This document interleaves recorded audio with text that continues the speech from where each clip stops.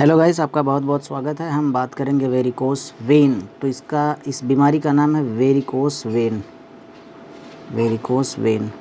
तो गाइस ये वेन में होता है, जो वेन होता है बॉडी का, ख़ास तौर से लोअर पेडल में, यानी कि पैर में, फीट में ये होता है। ये समस्या फीट में होती है। तो गाइस यहाँ पे आप देख सकते हैं, ये जो वेन है ये ऐसे ऐसे हो गई है, कुछ इस तरीके से घूम गई है, क्लस्टर में कहीं कहीं ऐसे बन गई है। तो इस तरीके से आप देख सकते हैं। और यहाँ पे अल्सर टाइप का हो चुका है, एडिमा हो चुकी है, अल्सर हो गया है। ये वेन के ख़राबी की वजह से होता है। और इसका कलर भी ऐसे बदल गया है, ये पिंकिश कलर का कुछ हो गया है। तो आइए गाइस हम इसके दूसरे सेक्शन में देखते हैं। यहाँ पे आप देख सकते हैं, बिल्कुल स्पष्ट आप देख सकते हैं, ये वेरिकोस वेन है। यहाँ पे ये सब वेरिकोस वेन है, कुछ इस तरीके से गई हैं ये, कुछ इस तरीके से गाइस। तो ऐसे ऐसे है, और ये ज़्यादातर पैर में होता है। तो गाइस कुछ इस तरीके से है, और इसका जो कलर है वो ब्लू कलर का होता है। क्यों ब्लू कलर का होता है? क्योंकि जो एक आर्टरी होती है, एक वेन होता है। तो गाइस जो आर्टरी होती है और जो वेन होता है, आर्टरी में ऑक्सीजनेटेड ब्लड होता है, इसमें जो है ऑक्सीजनेटेड ब्लड होता है। वेन में डी ऑक्सीजनेटेड ब्लड होता है, इसी वजह से ये ब्लू कलर का दिखता है। तो गाइस इसमें जो आप देख रहे हैं, ये ब्लू कलर का दिख रहा है, ये डी ऑक्सीजनेटेड ब्लड की वजह से होता है। और जो वेन है, वेन में डी ऑक्सीजनेटेड ब्लड होता है, और साथ ही साथ इसमें वाल्व लगे होते हैं। वेन में वाल्व होता है जगह जगह, ख़ास तौर से लोअर पैडल में जो वेन होती हैं वहाँ पे वाल्व लगा होता है। और ये ब्लड जो है वो राइट साइड के हड में रिटर्न होता है। तो 53% लगभग जो ब्लड होता है वेन में रिज़र्व होता है गाइस। और ये ब्लड इसमें रिज़र्व, मतलब रिज़र्व तो होता है, लेकिन इसमें वाल्व ख़राब होने की वजह से ये ब्लड ज़्यादा समय तक इकट्ठा रहता है, जिसकी वजह से इसमें दिक्कत आती है। और इसकी ग्रेडिंग है, जैसे कि बाद में ये पहले एडिमा होगा, उसके बाद अल्सर होगा, और जैसे कि वेरिकोस होगा, वेरिकोस के बाद इसमें डीप वेन थ्रोम्बोसिस, जिसको डीवीटी कहते हैं। तो ये बीमारी, मतलब जो वेन होती है, गहरी जो वेन होती है, जो अंदर वेन रहेगी, इसमें थ्रोम्बोसिस हो जाता है। तो वेरिकोसिस की वजह से अंदर दिक्कत हो जाती है, तो जिसको डीवीटी कहते हैं, डीप वेन थ्रोम्बोसिस। तो उसके लिए सर्जिकल प्रोसीजर फॉलो किया जाता है, और जिसको वैस्कुलर सर्जन इसको सही करते हैं। तो गाइस इस तरीके से आप देख रहे हैं। और इस स्लाइड में आप देखिए यहाँ पे क्या है, यहाँ पे आप देख सकते हैं, बिल्कुल क्लियर है। ये वेरिकोस वेन का डायग्राम दिया गया है। ये वेरिकोस वेन है, यहाँ पे वो ऐसे ऐसे बन चुकी हैं, यहाँ पे आप देख सकते हैं।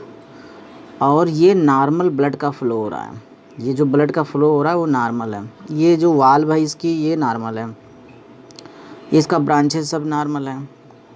मगर अगर वेरिकोसिस हो गया तो उसमें दिक्कत क्या होती है? एबनॉर्मल ब्लड का फ़्लो होने लगता है, ब्लड एबनॉर्मली फ़्लो करने लगते हैं, ब्लड कम फ़्लो करने लगते हैं, ज़्यादा समय तक उसी में इकट्ठा हो जाते हैं, और ज़्यादा वो ब्लू कलर में, ज़्यादा वो आसमानी रंग में दिखाई देने लगते हैं।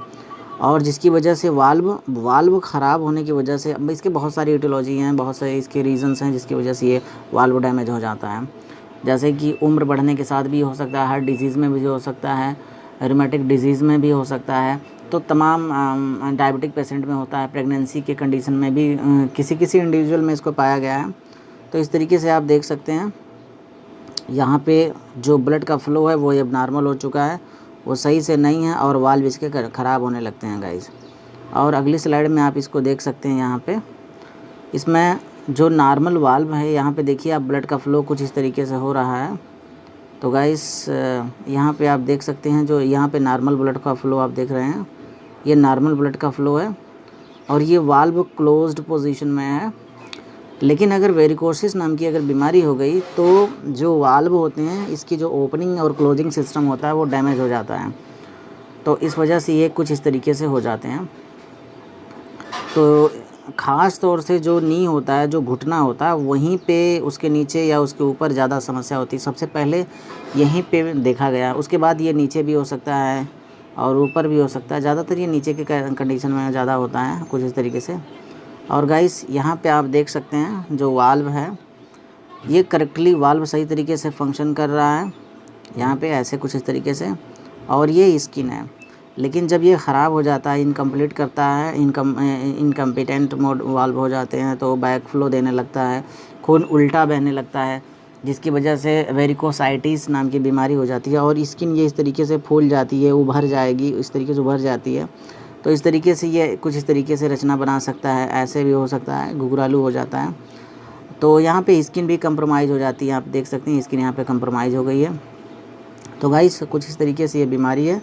और ये बीमारी वैसे तो इसमें गाइस सर्जिकल और नॉन सर्जिकल दोनों प्रोसीजर होते हैं। मतलब इसमें इसको सर्जरी के ज़रिए इसको ठीक किया जाता है, और अगर नॉर्मल रहेगा तो इसको नॉन सर्जिकल प्रोसीजर से भी सही किया जा सकता है, जिसको अच्छा एक रेडियो डायग्नोसिस इसको सही करता है। तो इसको सर्जरी के थ्रू और नॉन सर्जिकल प्रोसीजर के थ्रू भी इसका इलाज होता है, और ये काफ़ी आगे चल कर के ज़्यादा कॉम्प्लिकेशन पैदा कर सकता है, जिसकी वजह से इसका इलाज शुरू में कराना काफ़ी फ़ायदेमंद होता है।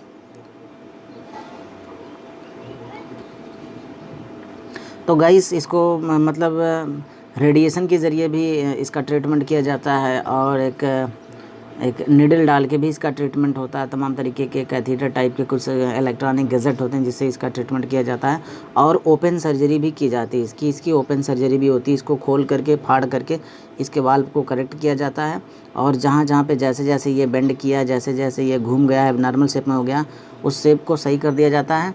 और अगर इसकी लंबाई कुछ एक्स्ट्रा बढ़ गई है तो उस लंबाई को काट करके छोटा कर दिया जाता है। तो इस तरीके से फिर उसके बाद उसको अटैच कर दिया जाता है, और ये मतलब एक आध महीने तक का ये प्रोसीजर हो सकता है। उसके एक आध महीने में बेड रेस्ट होता है, उसके बाद ये सब कुछ कंडीशन नॉर्मल हो जाती है। तो अगर थोड़ी बहुत समस्या है तो वैसे ही ठीक हो जाता है, और अगर प्रॉब्लम ज़्यादा है तो ओपन सर्जरी करनी पड़ती है, और इसको वैस्कुलर सर्जन परफॉर्म करते हैं, इसके वाल्व को रिपेयर कर देते हैं।